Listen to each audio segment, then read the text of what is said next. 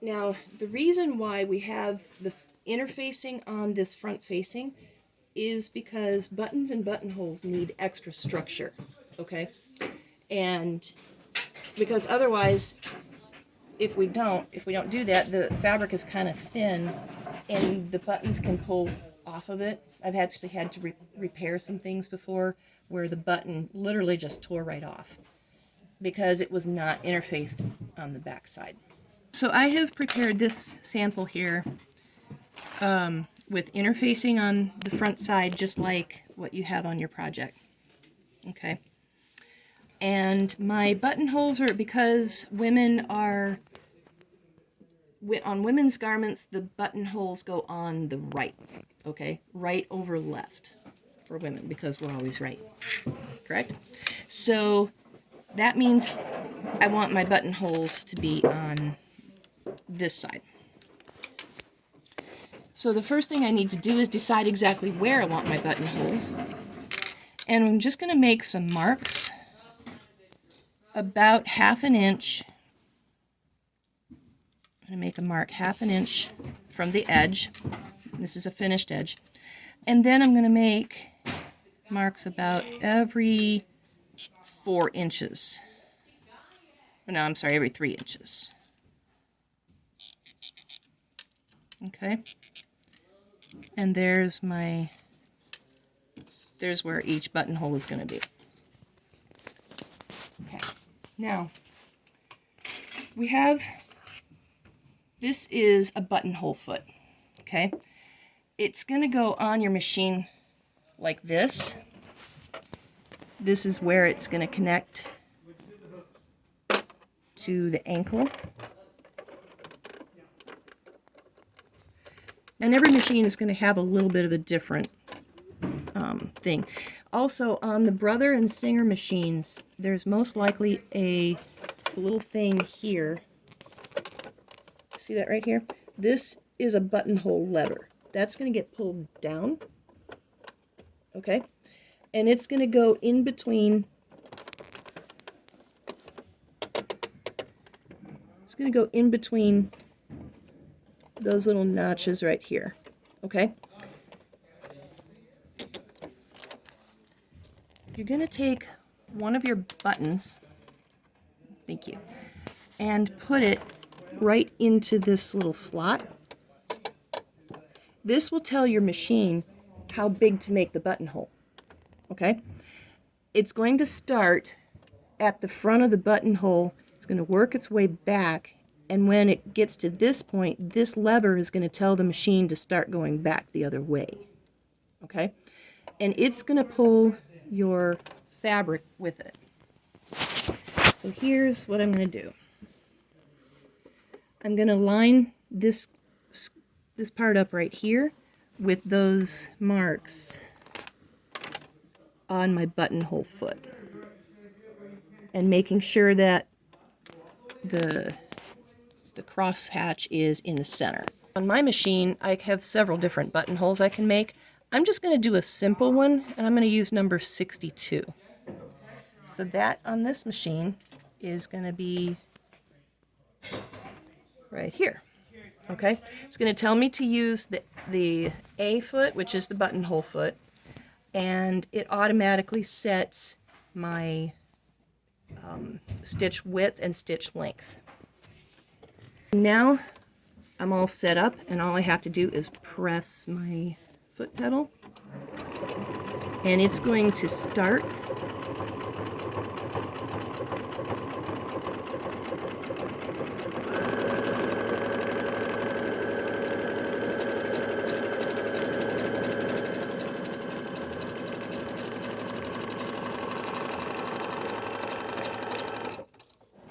And at the end, it automatically stops.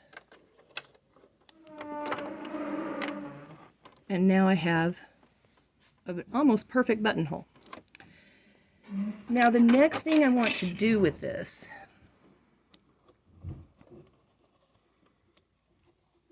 we're going to have to actually cut it open so my button will go through it, right?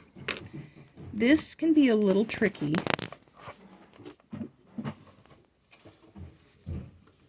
There are several different ways you can do this. My personal favorite is to take a pin and put it in here, like this.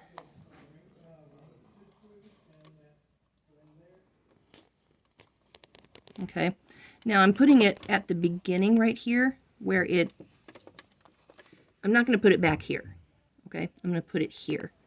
The purpose of this pin is to provide a stop, because then I'm going to take my seam ripper and I'm going to poke it right through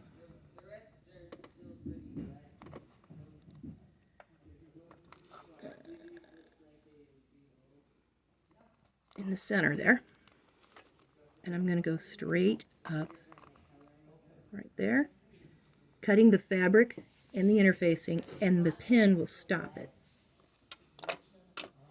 Okay, now I have a buttonhole, and my button will go right through it, or at least it's supposed to. I might have to cut a little bit more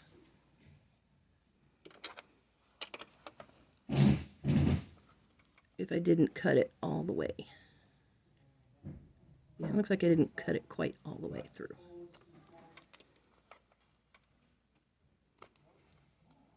There we go.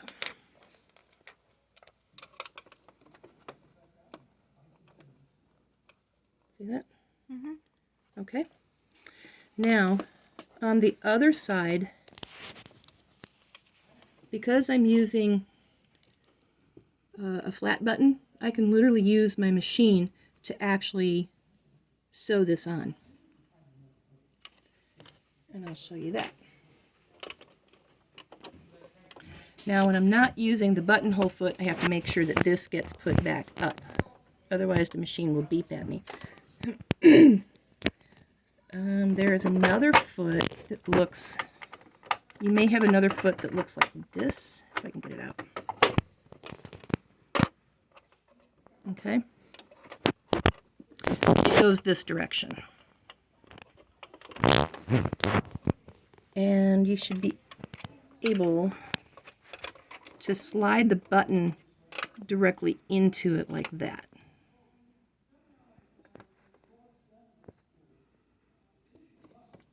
Okay. The purpose of this is to hold your button for you so you don't have to put your fingers in the way and end up sewing your finger. Now what I need to do is measure the distance between the holes using the millimeters. This is approximately 4.5 millimeters. 4.5 millimeters width, but 0 millimeters of stitch length. So it's literally not going to move the fabric or the button. Okay? So then I can just decide, okay, this is where I want my button. And I'm going to use my hand wheel to bring the needle down to make sure that I have the button correctly aligned. Okay, so now that it's correctly aligned, now the button is sewn on. And sometimes I like to do it a second time.